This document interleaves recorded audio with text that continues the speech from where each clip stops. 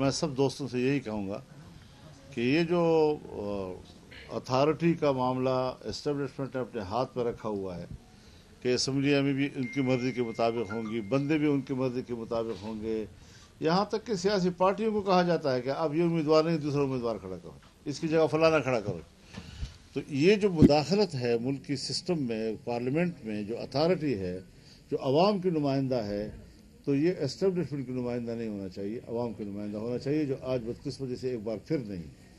इस किस्म का तजर्बा आपके जमात के साथ हुआ है कि आपको कहा गया है कि इस उम्मीदवार को खड़ा कर दे और इसको ना कर दे? ये न पूछो, काम खराब है बहुत ज्यादा।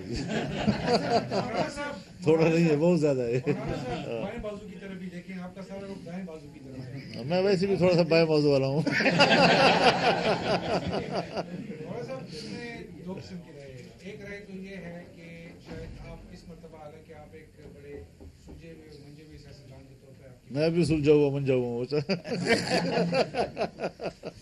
मैं ये अर्ज कर रहा हूँ कि इस दफ़ा ये एक तासुर है कि शायद आप अपने कार्ड जो है वो अच्छे तरीके से नहीं खेल सके।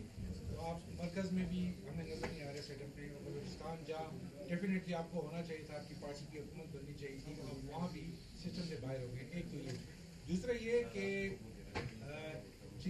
जिनके साथ आपकी दुश्मनी थी उनके साथ आपकी यारी है, और बाकी पूरे पाकिस्तान को बशमूल एस्टेब्लिशमेंट आप दुश्मन बना के बैठ गए।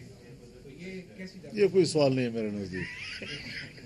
सिस्टम से बाहर हो गए, जैसे हम मुल्क से बाहर हो गए, मुल्क के अंदर हैं। और मैं इंशाअल्लाह आने वाले दिनों में ये बताऊंगा कि जो सिस्टम के अंदर है वो रोएंगे, और जो सिस्टम से बाहर है वो जमकर बात करेंगे और जुर्रत से बात करेंगे इंशाअल्लाह।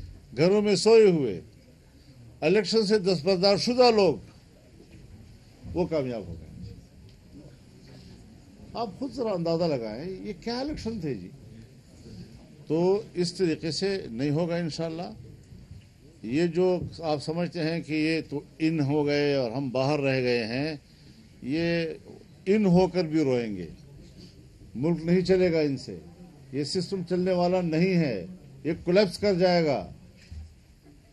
अब ये जो निज़ाम है मुल्क के अंदर का, ये तो तमाम हो जाए, लेकिन मुझे ख़तरा है कि मुल्क कोलैप्स न कर जाए।